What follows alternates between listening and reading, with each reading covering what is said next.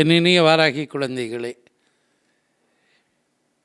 நவராத்திரி என்று அன்னையை போற்றக்கூடிய இந்த 9 நாட்களையும் நம்முடைய பாரத திருநாட்டில் வருடத்தில் 9 நவராத்திரிகளை நாம் கொண்டாடி வருகிறோம் என்பதை நாம் அறிந்ததே.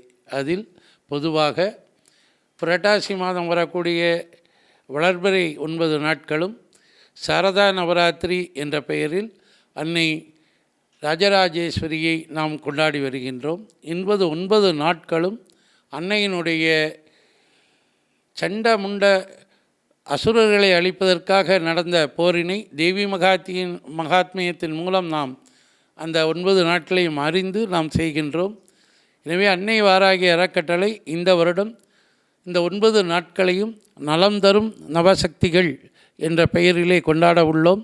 ஒவ்வொரு நாளும் எந்த ரூபத்தில் நாம் அன்னையை கொண்டாடுகிறோம் என்பதை நாம் இங்கே காண்கின்றோம். ஓம் சக்தி. நவராத்திரியின் முதல் நாள் நாம் சைலபுத்திரி என்கின்ற பெயரிலே அன்னையை நாம் கொண்டாட உள்ளோம். இமவானுடைய மகளாக பிறந்து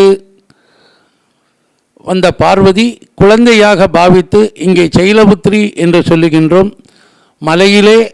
மலையரசனான இமவானுக்காக மகளாக பிறந்தவளாக அன்னையை பாவித்து சிறு குழந்தையாக நாம் இங்கே கொண்டாடுகின்றோம்.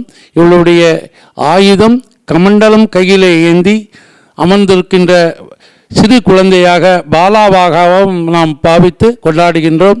இந்த முதல் நாளில் 1 வயது குழந்தையை நாம் அந்த சைலபுத்திரி என்கின்ற பெயரிலே பாவித்து 1 வயது குழந்தைக்கு நாம் உடைகள் மற்றும் மங்கள பொருட்களை கொடுத்து பூஜை செய்யலாம்.